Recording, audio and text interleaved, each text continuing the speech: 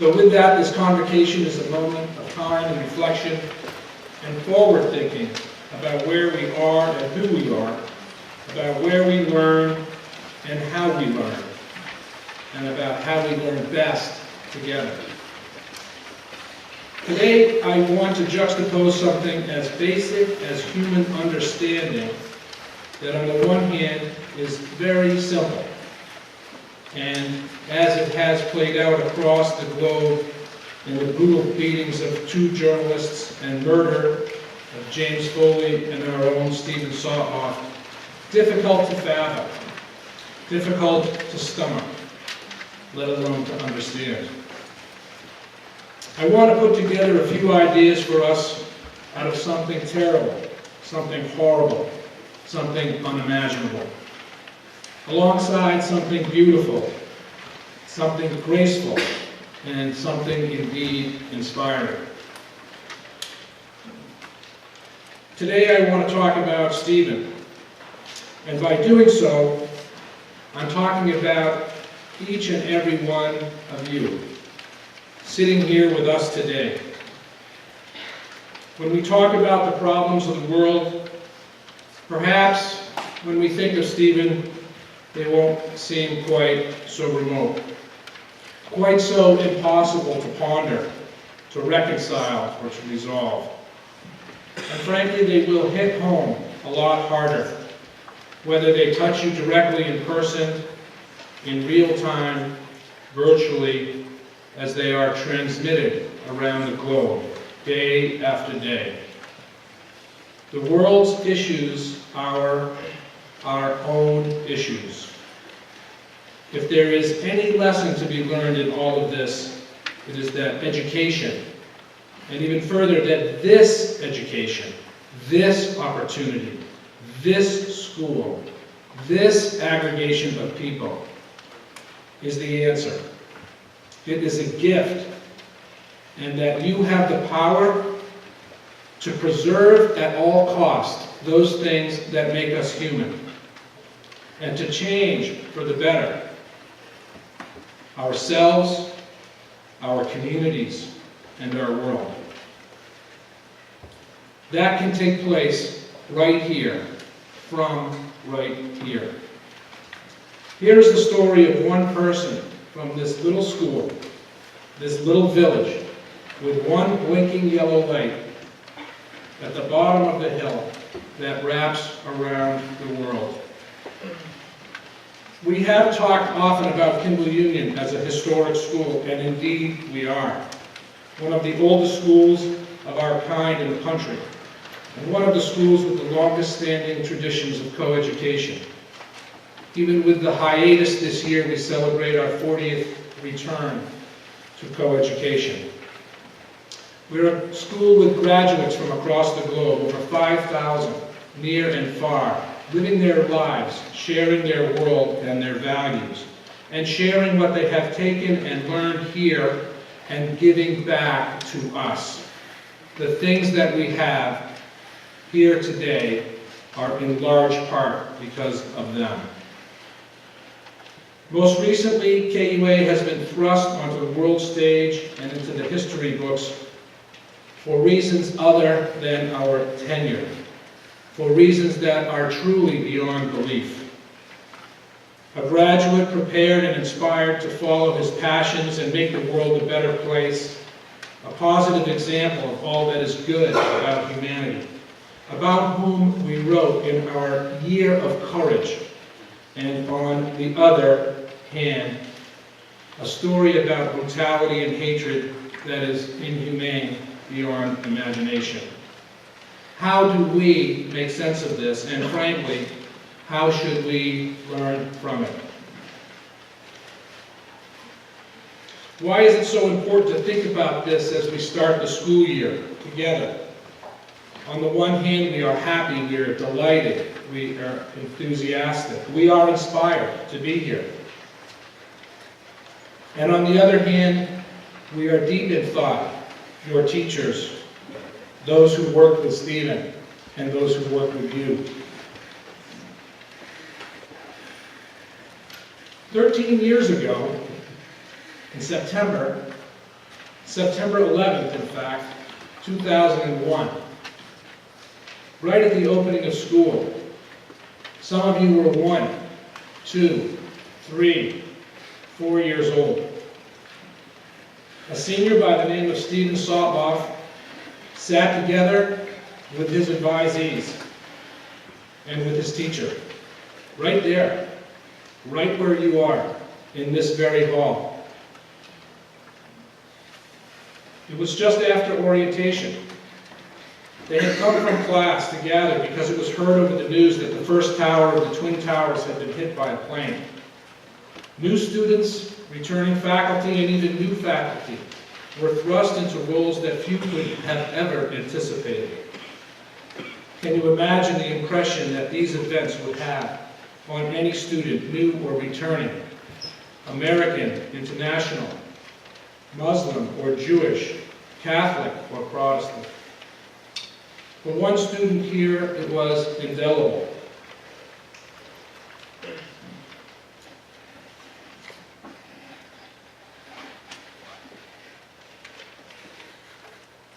What is it about what we do and what we think that 13 years later, the problem has not gone away? The problem has hit home again. What was then for Stephen Sotloff a moment in time, and together over his 3 years here, the events, his education, he was transformed. KUA helped him pull together his love for people from all over the world, his love for the Middle East, where he continued his studies. He learned Arabic. He traveled through the region. KUA prepared him through football and rugby. For football and rugby gave him the physical and emotional test that he would later need. KUA provided him the opportunity to explore his other talents, school performances, and for journalism, and even, as his rabbi said, for mischief. What better humanistic values were needed to witness and report from the world's most dangerous places on the human condition? And further, he would ask, how would we find ourselves 13 years fighting the same wars with those same misunderstandings? In the spring of 2012, I sent out a notice to the entire Kimball Union community that we would no longer be offering football after close to 120 years. It was a push page, and it goes to every single person for whom we have an email. About an hour later, after the message went out, I received an email in return from a young man named Stephen Sotloff, class of 2012. Class of 2002. The email was angry. Stephen was operating then on the ground, very much in harm's way. In fact, he was under a desk in Libya during the liberation of the rule of Gaddafi, reporting on the events. With violence all around him and his safety in question, as it had been in most of his reporting years for Time and other news organizations, he had received his message on his cell phone. And for him, it was not a good one to receive from his point of view. He simply wrote, "Mr. Schafer, that is a boneheaded decision. Unless you have a physical substitute for football for this type of challenge, this is a horrible decision. If it weren't for Kimball Union, and if it weren't for football, I would not have the skills or the commitment to do this work. And if it weren't for the pressure of football and the demands placed on me by my coaches, I would not be able to handle what I am managing to handle here in Libya." That email began a correspondence with me and many other members of the school, many of whom are still here. As I said, 2012 was the year of courage, and in announcing the theme of the year, many alumni shared their experiences of courage in the face of loss and triumph. and I focused an essay in the KUA magazine on one Stephen Sotloff. And I quote, "Stephen was often under fire amidst the chaos and destruction he was reporting on. His thoughts he would write would often turn to his most influential years at Kimball Union and the most influential people in his life. Mr. Hiack, Mr. McMahon, Ms. Willette, to name a few, and his dorm parents, and his coaches, and his classmates from all walks of life. In his correspondence to me, he wanted to make sure that you, today's KUA students, know that you hold the key to the future, that you were being exposed to world issues, that you had the mindset and the tools, the perspective, the inclination to take on difficult challenges, to question and seek for understanding, to solve problems, to use your writing to express your ideas." He wrote about how Kimball Union had prepared him to reach beyond his grasp, to see the world through a different lens, and to commit to what we were doing to learn to help others. He wrote to me that he would like to return to teach at Kimball Union. That was 9 months ago, and we have not heard from him. And then a video of the execution of his colleague, James Foley, showed Stephen Sotloff as ISIS's next victim.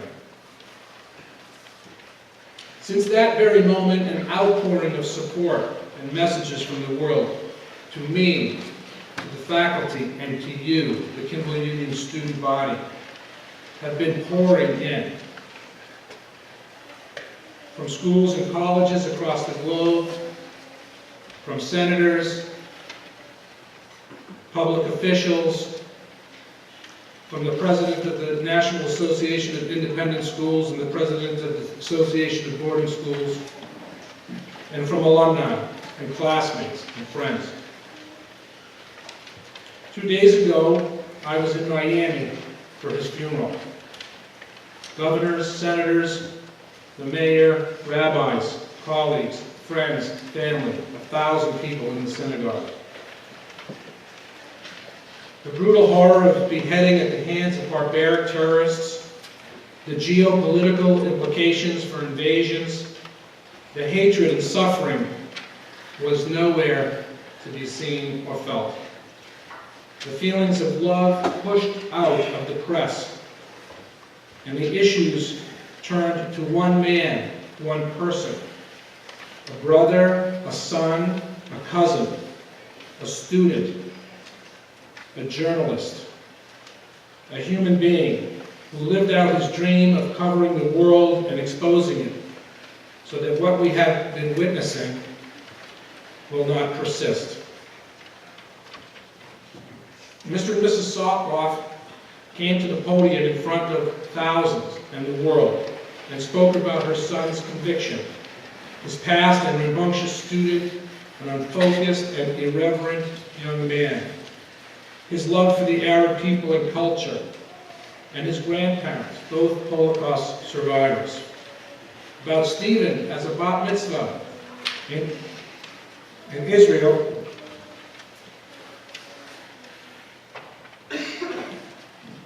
and his love for Kimball Union.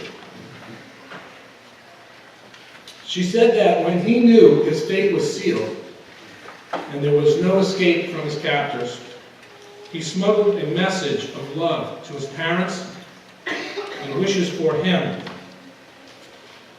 to be remembered. Later that afternoon, I was invited to the family's house, just the family.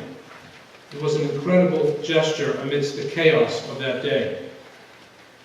Mrs. Sotloff said to me at their home, echoing what she had said to the entire congregation, that through his entire ordeal, his most influential growing experience was his 3 years at Kimball Union, where he learned to live with others, separate facts from ideas, and put them together in writing, where he owned his learning and he revitalized the student newspaper, where he played football and rugby and a role in the cabaret.